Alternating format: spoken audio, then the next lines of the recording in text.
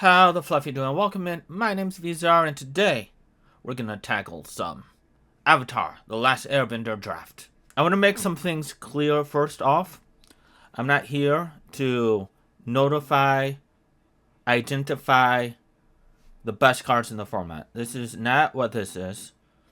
This is kind of going back to the fundamentals of what draft is and how to really draft a solid foundation so your floor of your drafts, it's never a train wreck. You'll always have a baseline playable deck. What I want to get out of this is to practice my commentary skills. I have something I'm familiar with, to get comfortable with just talking on camera, and hopefully this will translate into my other Let's Play games, and we'll see just overall if this is beneficial or not, or if you guys enjoy this kind of thing.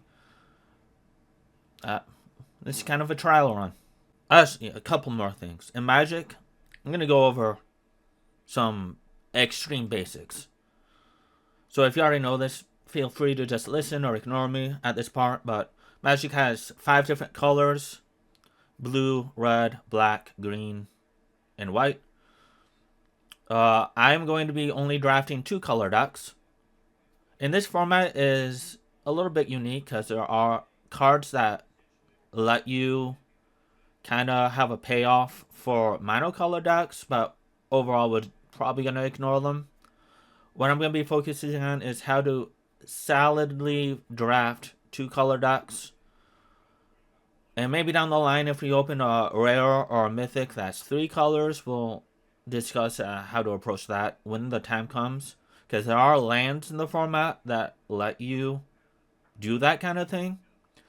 But until a rare comes up that is rewarded for that, we're just going to stick, for the purposes of fundamentals, we're going to stick to 2 colors.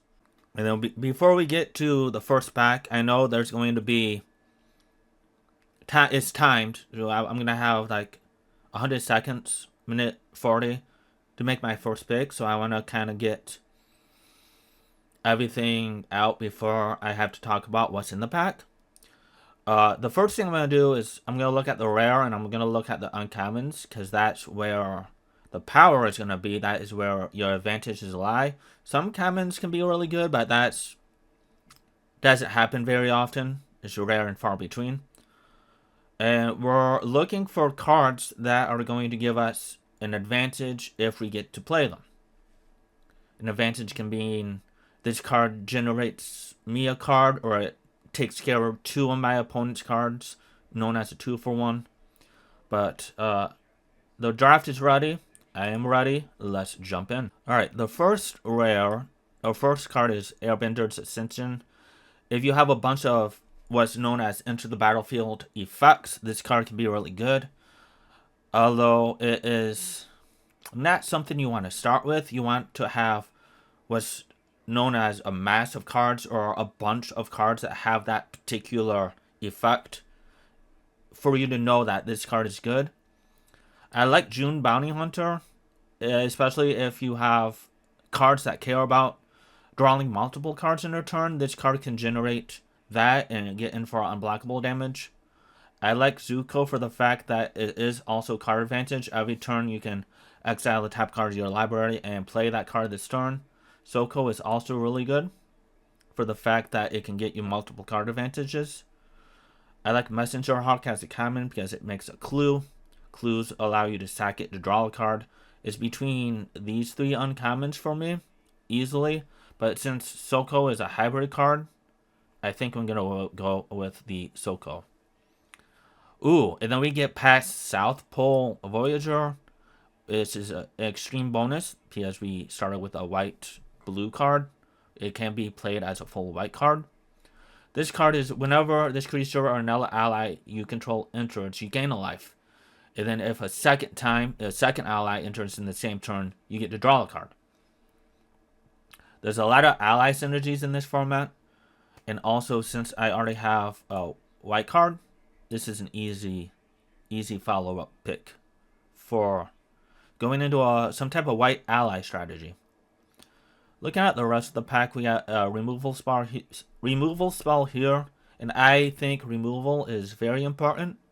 But like I said at the beginning of the video, if you have cards that can generate 2-for-1s or multiple or advantages, those cards prioritize removal. Because even though removal is good, it's still a 1-for-1. And the only thing that you can generate an advantage for removal is mana cost. If you're paying less mana to take care of one of your opponent's things, you're generating a mana advantage, which is, without going into it too much detail, that is something you want to be looking for also. Now in this pack, since we do want to go into allies, I think that this is a pretty good follow-up to what we have started, because this actually enters in as an ally and also makes a 1/1 ally token, which will on its own get me the card off of South Pole Voyager. This is one of the monocolor cards I was talking about, which isn't great. This has a good advantage, but they're not allies, and it's really hard to do the flashback, I've come to realize. 9 mana is a lot. So we're just going to stick with ally themes. Ooh. And then we get past an uncommon warrior ally. When it attacks, it makes a 1/1 ally token. So we have a really nice ally package going on here. We can either be blue-white or green-white, so we're staying flexible on that point. And we'll see where this draft continues on to. But I really like this start. Yip Yip can be a combat trick when we want to attack in with Soka or the Suki. It allows us to attack, and then if they block, we can Yip Yip and kind of have them survive combat. On the other hand, we can have Octopus form that doesn't give as much stats, but it also gives hexproof. And that might be beneficial as well to keep our creatures alive. The other thing is Ember Island production. We can make a copy of one of our creatures and just have copies, but that will lean us into blue. So with the Yip Yip, so we can stay white and open, or we can just take one of these blue cards. I want to try Ember Island production with Soka or the Suki. Although the Ember Island production will not work with the star power, unfortunately. I will take the white card here. You need 2 drops if you're going to be kind of an aggressive mid-range strategy.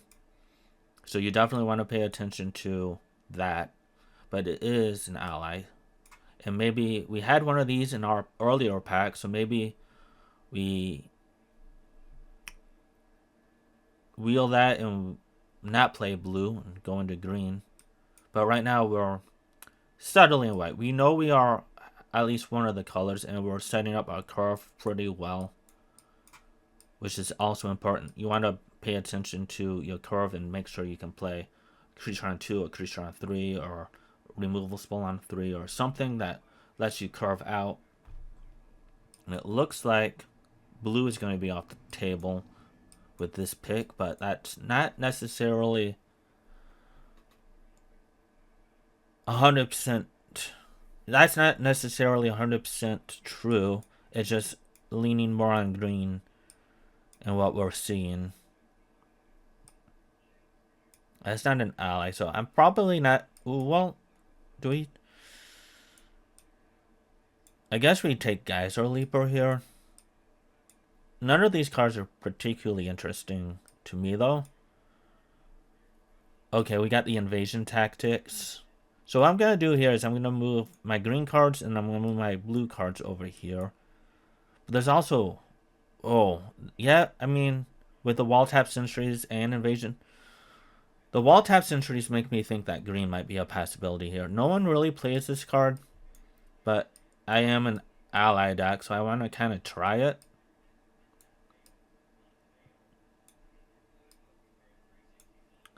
And then the last pack, typically you don't get much out of the very end of the pack. This is a combat trick. That's going to be nice for attacking with the Soka or the Suki.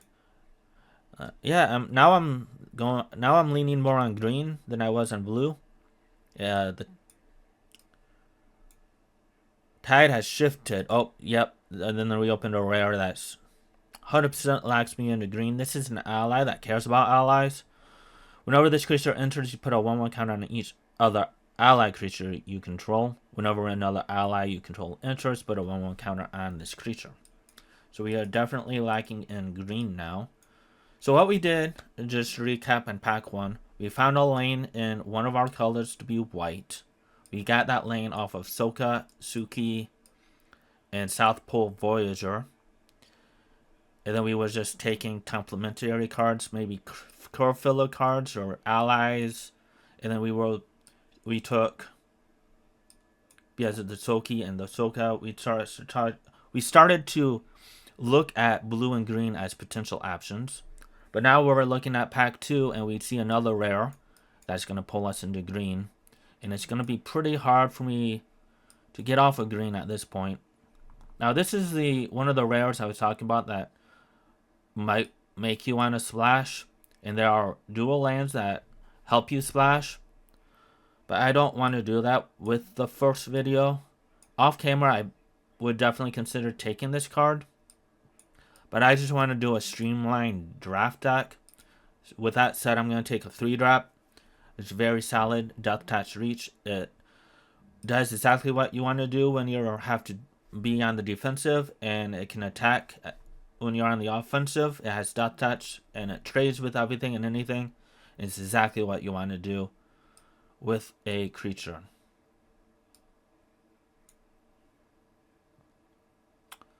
Here we have Airbending lesson. If you want a trick, it's important to be able to act at instant speed, which is why the origin of mental bending was.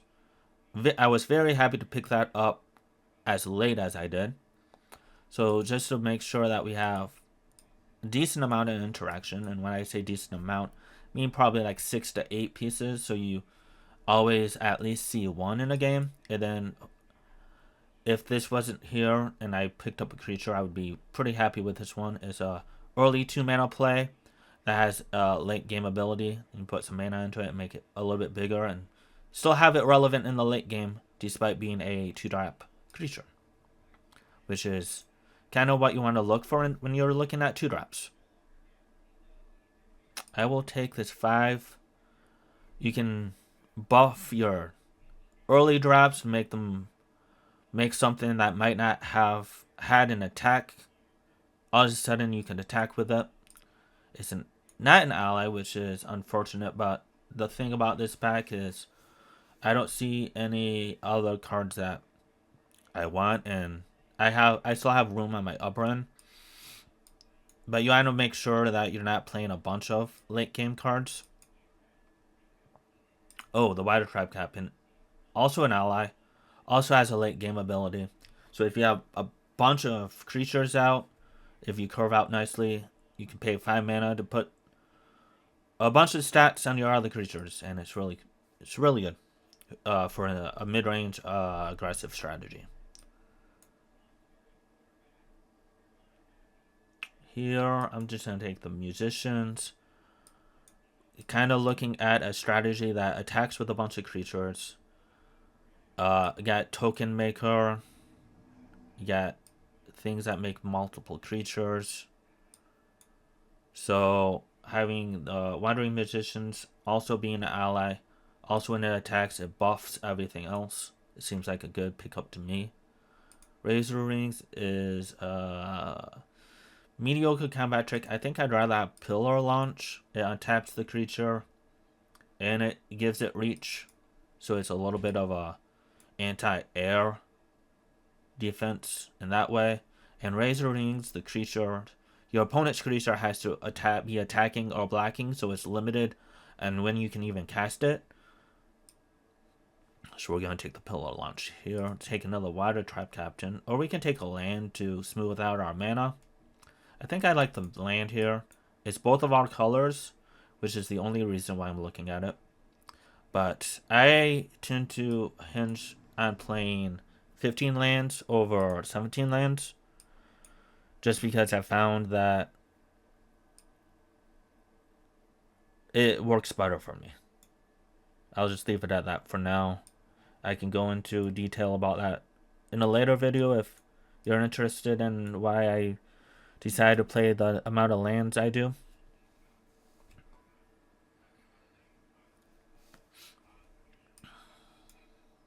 But now we have this opening pack. We can take a Airbender's Reversal, which destroys target attacking creature. Also, it allows you to airbend target creature you control. So it's both removal protection from your creatures, and it destroys a target attacking creature. But since we are so heavy on allies, and this is an ally payoff, whenever another ally you control enters, put a 1/1 counter on this. If I go 3 mana into 4 mana Koloshi Warriors, this is all of the sudden a 4/4 attacking on turn 4, which is huge. So I'm not gonna pass this up, especially given the fact that we have 10 allies already. We do want to pick up some 2s. I will take this though. This is whenever this enters, you airbend an opponent's creature. Oh, it's even non-land. So it basically exiles it, returns it to their hand. No, it exiles it, but they're allowed to recast it for 2 mana. And now we're definitely going to be looking at interaction, and 2-drops is basically what we're going to be looking for with the remainder of this pack, because this is a combat trick technically. And I want like 3 more 2-drops for this deck to be exceptional. But I'm really liking the way this draft is going. There's a 2-drop. I would take this, but this is more of an ally payoff. And this is they're both allies, but this is more of a flyer playoff. Flyer play. Blah, blah, blah. This is more of a flyer payoff than anything. Or if I wanted to go a little bit more mid-range, I could take the Flopsy. Also puts a bunch of counters on stuff. But I really want to value a 2-drop here for my curve. And I can take another Earth Kingdom Soldier, I guess. But I would really have preferred to pick up a 2-drop there. I think we're good on tricks. What's my... oh yeah, Invasion Tactics. I think we're good on tricks. I don't think I want a 3rd Origin Middle Bending. Either it's that or take another 5. I'll take a Razor Rings to vary up my tricks. I know I said I didn't like it before, but having one is in the end of the world, and it does vary. It does add variety to what I can do in combat.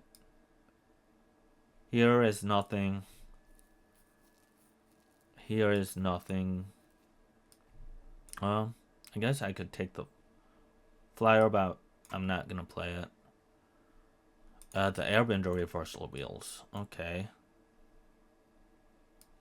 I'll play 2 Invasion Tactics. This is an interesting draft. We did end up with 4 2-drops, which I guess I can say is my minimum threshold, but I would prefer to have 6 or 7 2-drops. And we do need to make... Actually, no. This is 25 with the land. Yeah. This is the deck. 2 forests, because we have a bunch more white cards at the beginning. Yeah, 7 green sources, 9 white. Or I can cut one of the Invasion Tactics and just play 16 land. What kind of card advantage do we have is the question if I do that. I guess we have the Soka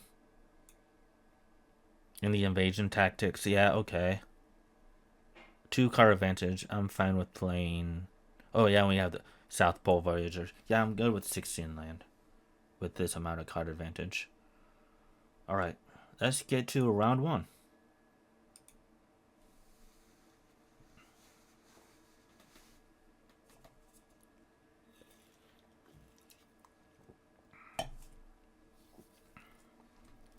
round one, mulliganing. You can mulligan in the game. And I'll kind of try to explain my thought process on mulligans. But basically, if I have two lands, minimum two lands, one of each color, kind of prefer three. I prefer three in the opener, to be honest, but I have 2 3 drops. So this is somewhat risky, but not too much in the fact that if I do find the third land, I can find my fourth land with this card. And I am on the play, which means I will be able to draw on my first turn. If I was on the, I'm on the, did I say I was on the play? I mean, I'm on the draw. I am on the draw, so I can draw on my first turn. If I was on the play, I wouldn't be drawing on my first turn. So since that is the case, I am more likely to find my third land. I'm going to keep this hand. There it is. So I'm going to go into 3, 4, and then probably Kuroshi Warriors. So 3 into 4. And maybe play Aang to bounce something that they play. Then after Aang, I'm going to play the invasion tactics.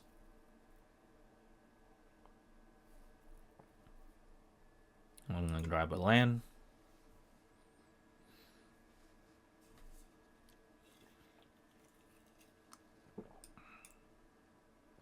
So we basically have our curve set out for us. The only thing that this curve didn't have is a 2-drop, which is kind of unfortunate. But besides that, it's almost as perfect as you can get.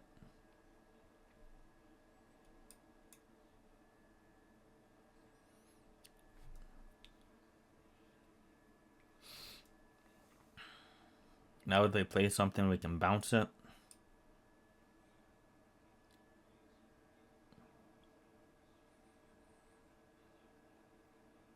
Alright. That's fine. I guess let's just play the Wandering Magicians to make this as impactful as we can make it.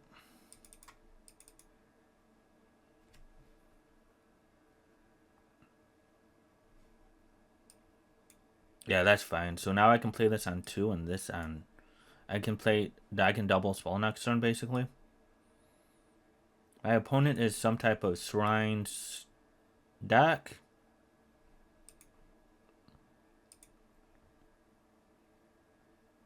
Also playing multiple colors.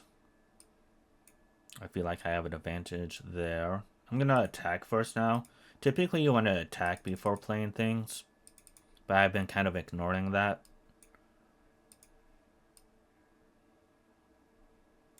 Actually, I'm going to play this because it leaves up Pillar Launch. I don't know if that's going to be relevant.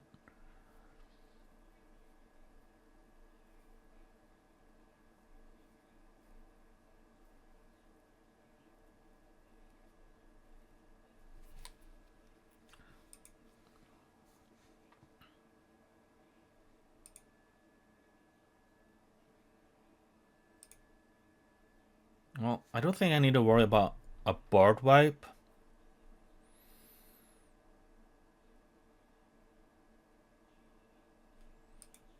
Yeah, that's fine.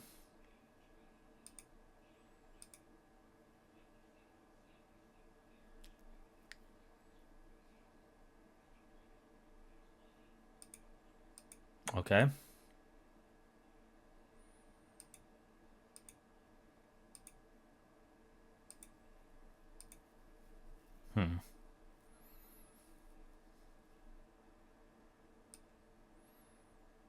Let's play the Voyager and the Aang.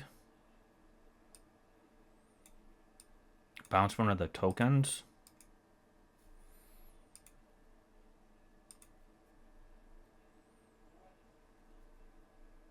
Play the land. Pass, and the next turn we have a big attack with the tactics.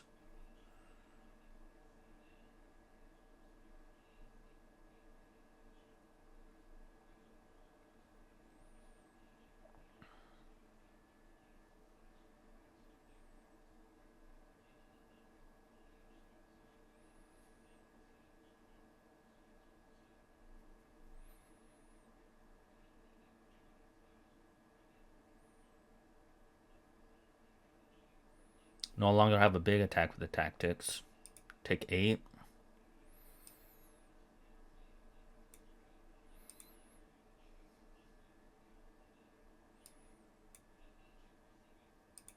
But we will have a big attack next turn. Which the card draw isn't going to be relevant then.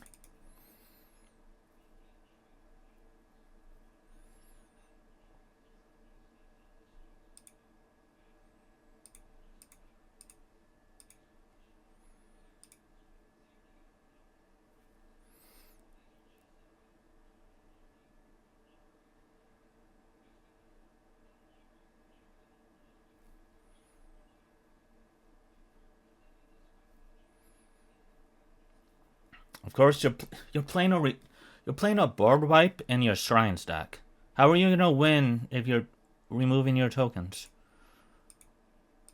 Well, that's a note we have to make for next.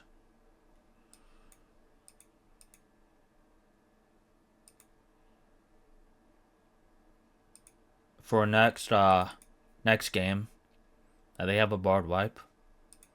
But the fact that they had to use it, I think we're still okay. Trying to build for this invasion tactics, and every single time they bounced my thing or did something.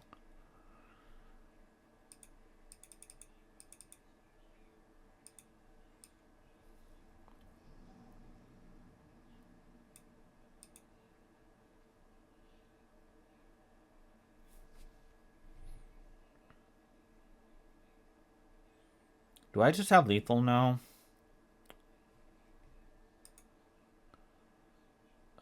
Pillar launch this. I'm a little bit short.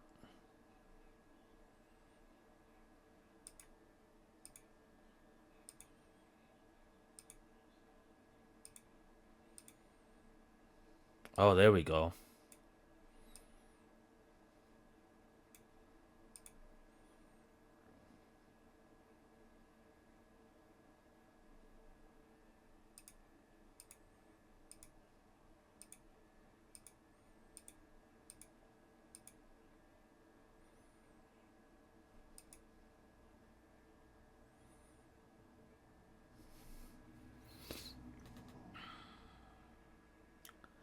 Now what? Leave this for defense?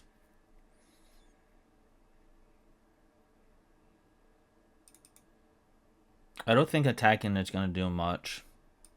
Unfortunately, I just got to pass.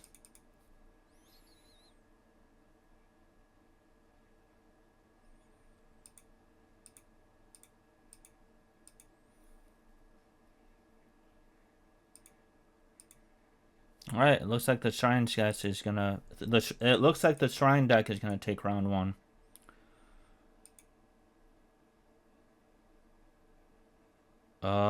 Let's see here. What is gaining the life? Alright, that thing.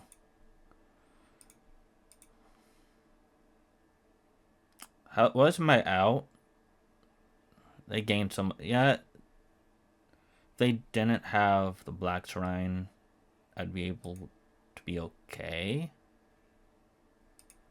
As of right now, I have to do this. Pillow launch the Lieutenant.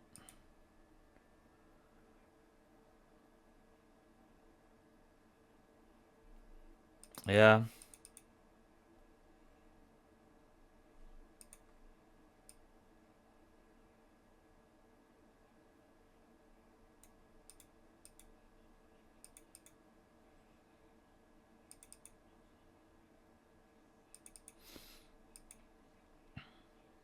Origin of metal bending. That's too late. Alright. Scoop it up. Okay, so this is the benefit of... Oh, I didn't even pick up the third copy. If I would have picked up the third copy of Origin of Metal Bending, I would definitely be putting it in here to destroy their mana rack that produces all of the colors, but I did not. So we're just going to keep it as is, and we'll be on the play. Now, our goal is to have a hand that can curve 2 into 3 into 4. Because that other hand could have got there if we were on the play instead of the draw. This hand is not acceptable. This hand is fine. We do need to find a white source. Unfortunately, we will not be curving out. But I am not going to go to 5. I like organize my hand to see kind of what I'm at. Maybe I draw a 2. Perfect draw. Now another perfect draw will be a white source. Turn this into a 2-2.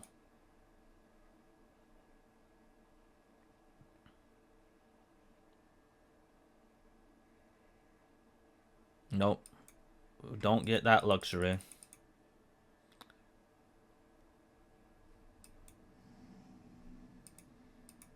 We will get to trade their thing, though, and get a damage.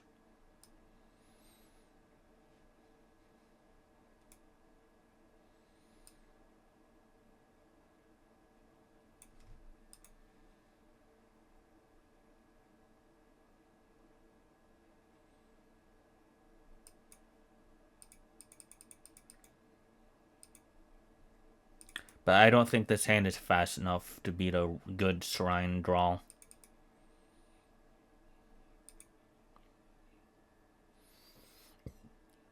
That actually helps us.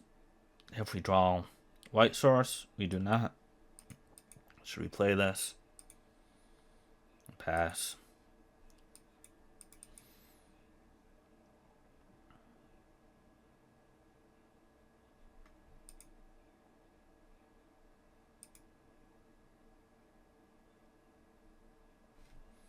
What colors is this? A blue, and then you got a blue off of that.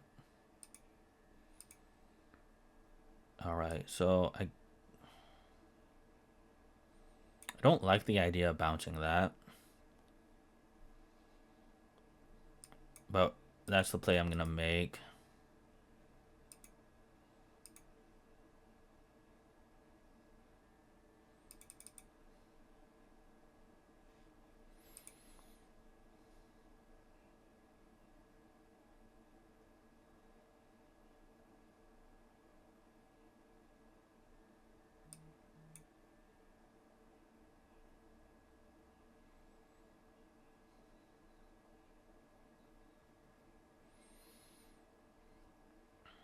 Now if we draw a land, we can get in for a bunch of damage here.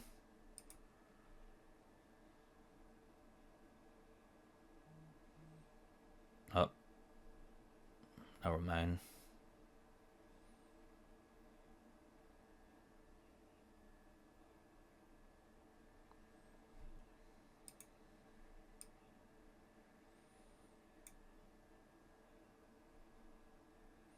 I guess this is again for 3.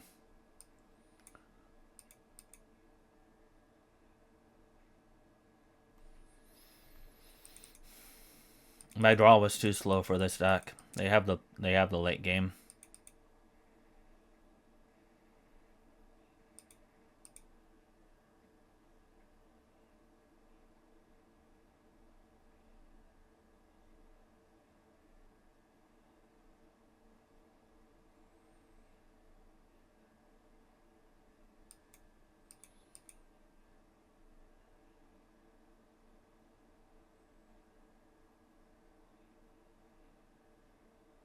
I really want to get that 5th land going. Because if I can still get some type of pressure out. I also had to watch out for the quench, though. Yeah, this is not, or this is not going well.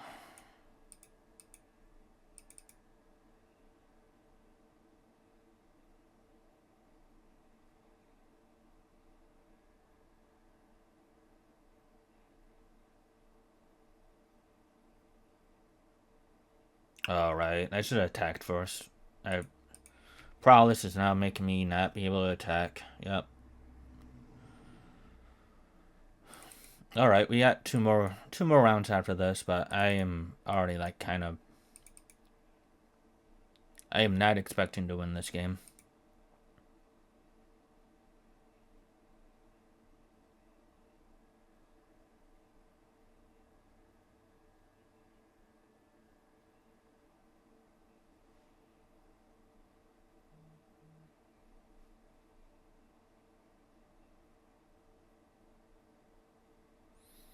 That's gonna help.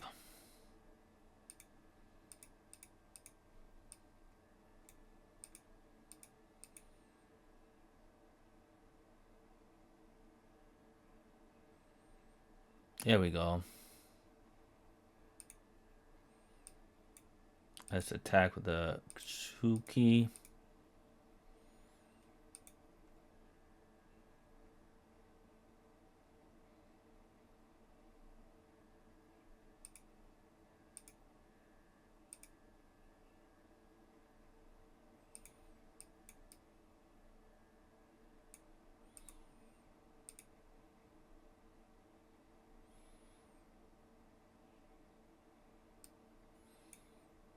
We can play the Earth Kingdom next turn.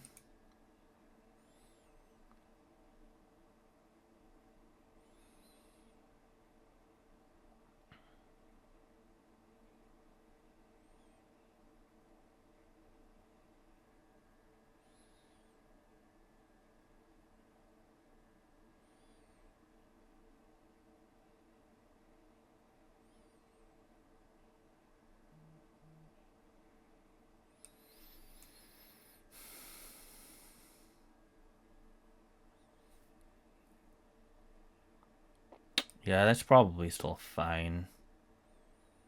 Play this. This becomes a 3-5, 4-5, 5-5 on attack. But if they have anything, it trades for 2 tokens. Or I can attack as a 4-4. Either trading for all the tokens, or I can bounce it if they have something. Not entirely sure what to do. I'm gonna play the Soka.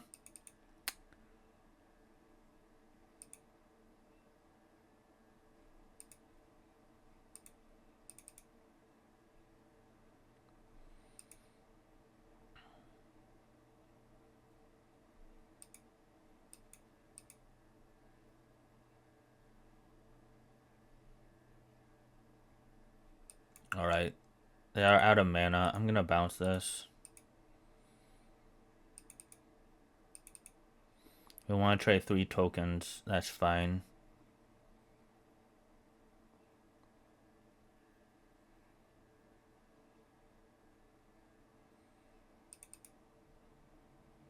And I don't have hope anymore. They just had another draw 3.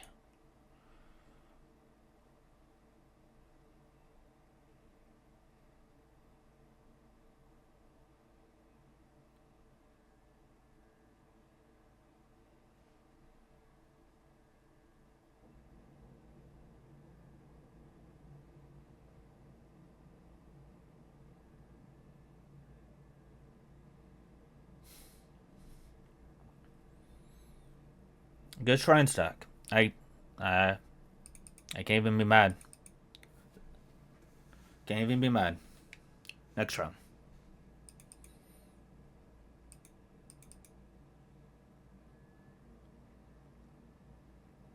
Like I said, that draw was way too slow for that kind of deck. That was not a good draw. We had a chance if we, like I said, curved out. But we did not get the draw, and Shrine deck outperformed in the late game. Round 2.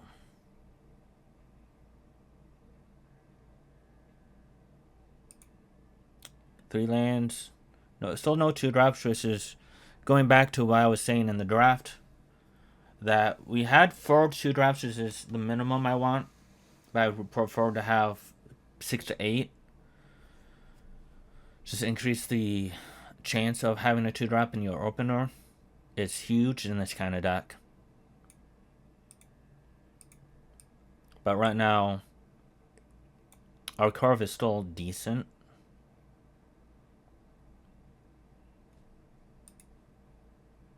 So we're definitely playing on 2. Because now we can go enthusiast, make this bigger, maybe attack, maybe not. Play the Suki if we draw a land. Alright. Moving on. Play the Avatar.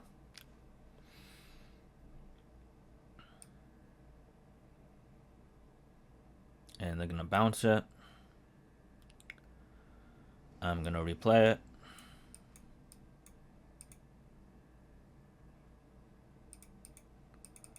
Playing against a bunch of tempo or control decks that I am not able to keep my early game out.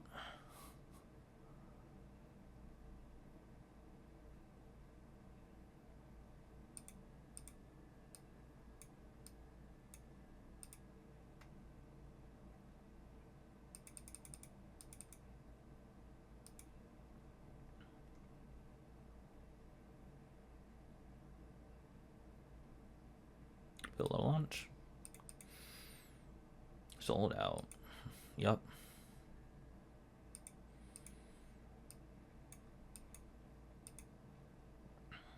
Alright, well next turn maybe we can finally get this invasion tactics to do something.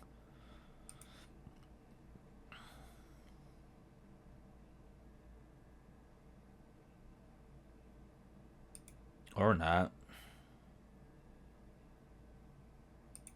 Oh, I can still have it do something actually.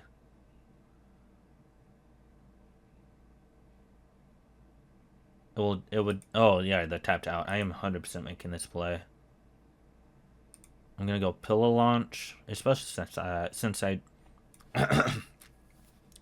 especially since I drew a land here. I'm gonna go pillow launch, untap my thing, and then I'm gonna go invasion tactics.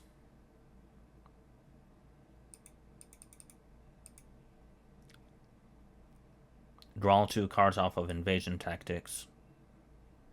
Or 1 card. I guess it only counts 1 or more. It doesn't count each. That's still fine.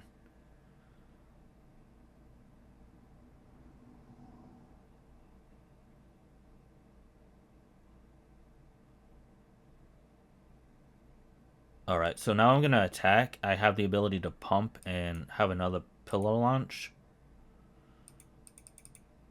So I think this is going to go pretty well for me. But I want to see how opponent blocks first. The block like that. This gives +1/+1. Block like that. Oh, that's even better. Which one do I rather keep, though? I guess I'd rather keep the enthusiast. So that's...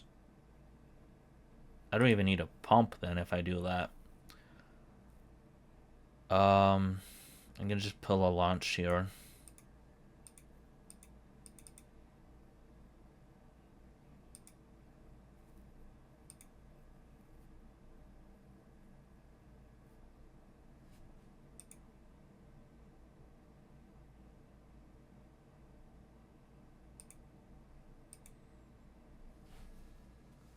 And then I can just play my other creatures instead of pumping. And play the healer. Alright, got game 1. We got round 1. It's best 2 out of 3. Don't see a reason to change anything.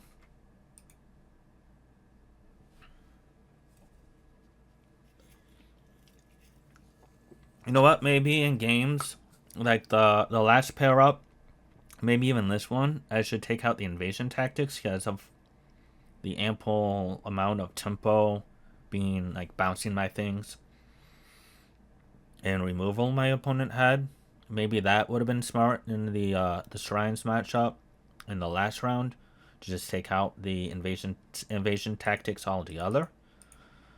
But sideboarding isn't something that I think about automatically. It's something I have to remind myself that I can do.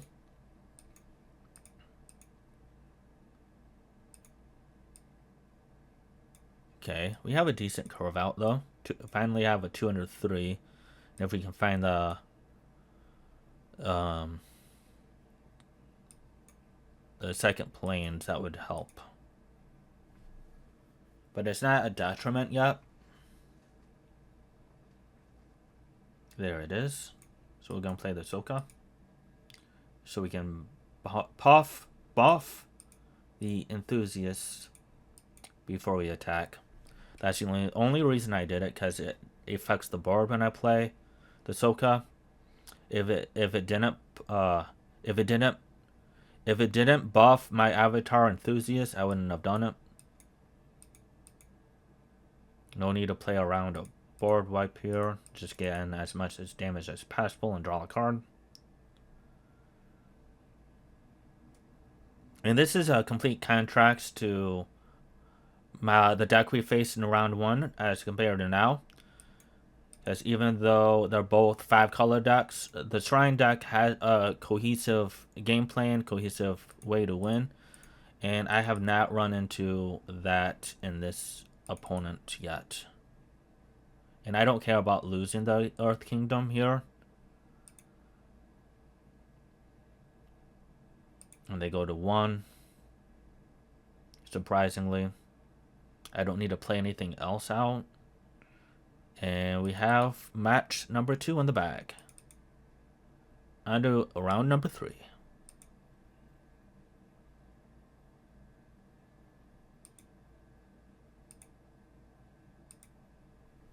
So I was saying about the difference between the two decks is it seemed like opponent 2 deck was just a pile of cards in a 5-color deck, which can be good, but also doesn't mean you have late game advantage. It just means you have good cards. The Shrine deck, on the other hand, I think that deck is going to win the late game 90% of the time. So going back to what I was saying about mulliganing, this hand has 2 things wrong with it. I guess not. This hand has 1 thing wrong with it. It's missing a white source. It does have a 2-drop and a 3-drop. I am on the draw. Actually, I'm not opposed to taking the gamble to draw a white source. I do have more white sources than I do green sources. So this is 100% a gamble, but we'll see if it pays off. If not, we don't really have any plays. And that's okay. Because we thought about it, and we took the risk.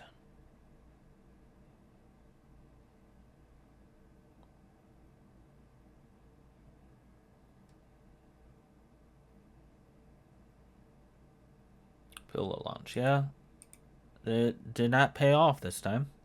I think I'm just going to discard the invasion tactics. How do we need to get back into this game? I need to draw planes. Probably just play the Compassionate Hero with Pillar. Leaving Pillar up. They're just going to get in damage. I can understand wanting to just get in damage and close the game, but if I do draw the planes here, I go Compassionate Healer, leave up Pillar Launch, and I can kind of easily take care of this board as it is. I didn't do that.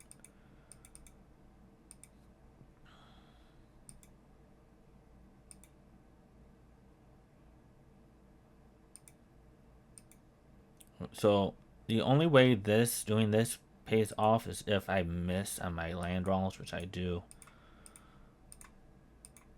Under game 3.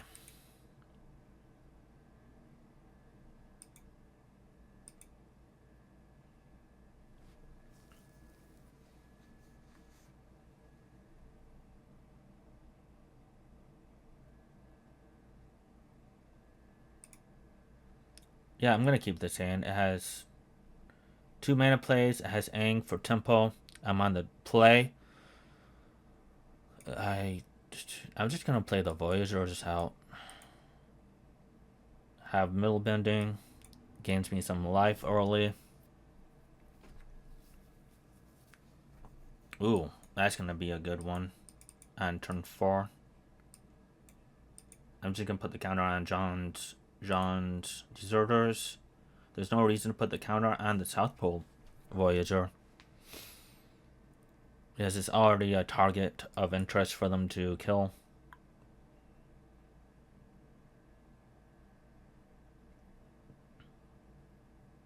So here I'm just going to play the Warriors. I'm going to attack here. I don't want to offer the trade with the Voyagers yet. This is going to draw me a card and gain me 2 life.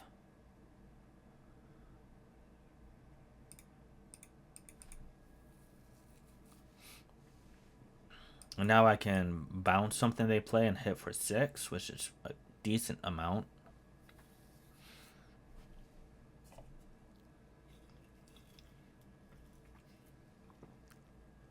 They decline to play the Swamp. That's fascinating. Play the Airbender. I should have played the tap lane, but I was hasty. Which is alright. I can play it next turn. I'm not going to be punished too badly from it.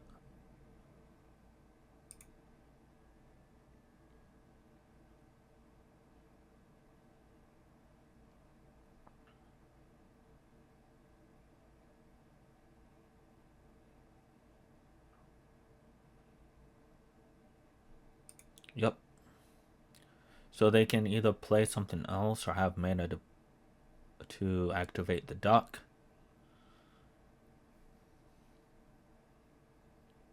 Or they just play another thing. Okay, we draw a Compassionate Healer. Here's the fun part. I can save this to try to draw another ally. So when I do play it, I can play 2 allies. Which I think I'm just going to hold off on attacking. Except for in the air, I can save this if they do decide to block. But we're getting to the point where I want to try to get some card advantage. And if I do keep on getting damage, then I can always pillow launch for the lethal blow.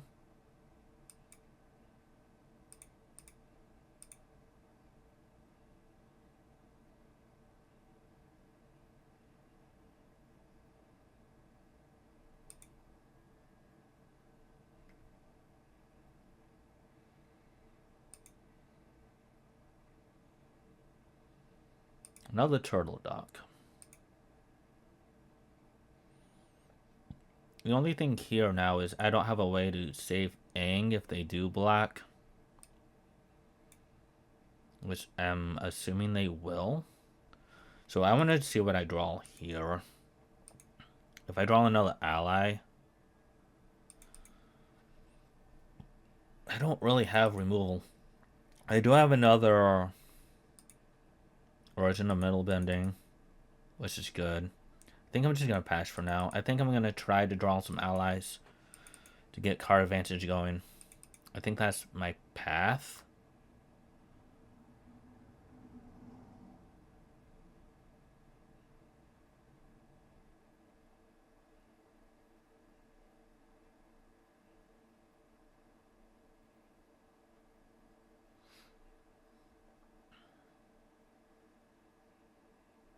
And if they attack with a duck, I can always just black with the warriors and pillow launch.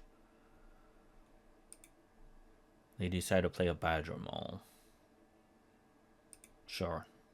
Summon ally. Maybe another Kuroshi warriors, or I can just draw another planes. This is why I recently switched to 15 lands. Okay, I don't have much else going on. Looks like we might lose this one.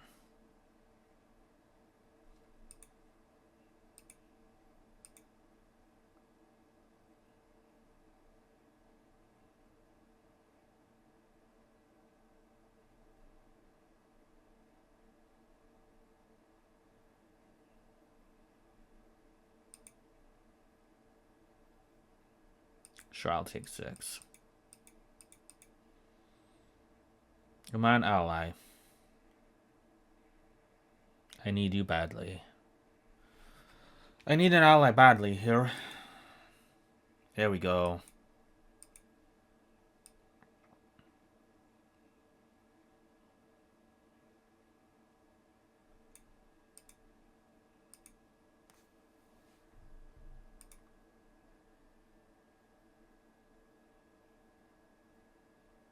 Oh, that's gonna be good.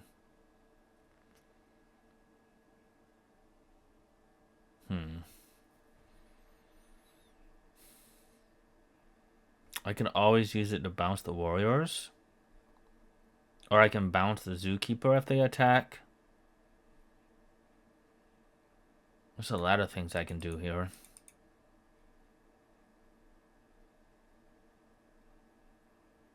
Nothing that would give me a lot of advantage, but maybe I just airbend the Kuroshi warriors. It will give me another draw.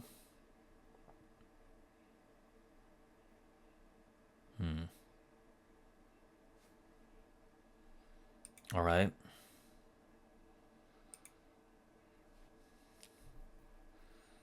That's fine.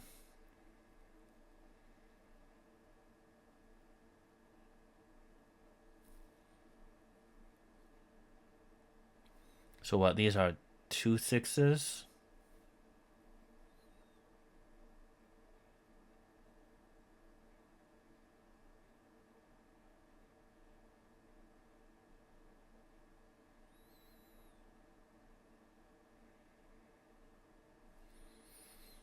I don't exactly know how to block here. Let's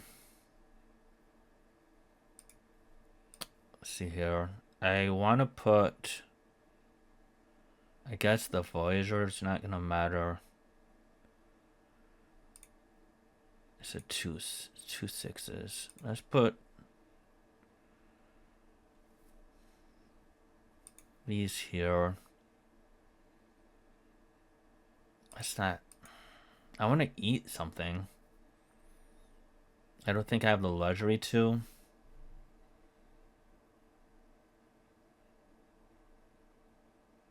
Two 6s.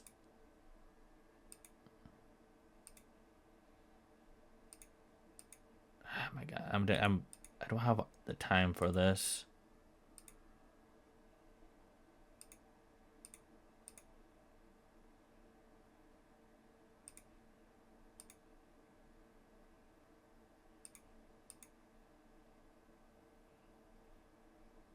Let's block like this. Sure. And then we destroy target attacking creature.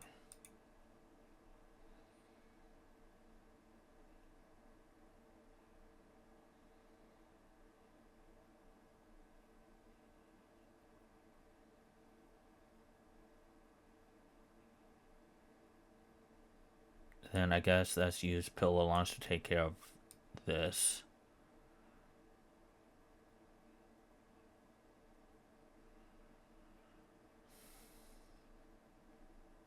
No, do I have lethal?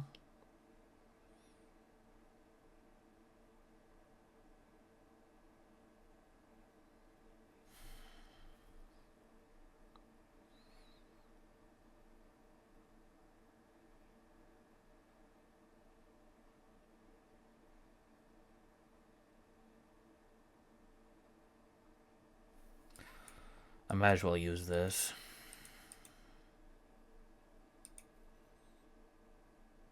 I'm not winning this game.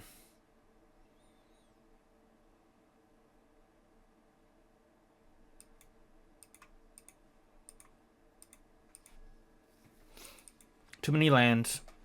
Too many lands. But that's the way the cookie crumbles sometimes.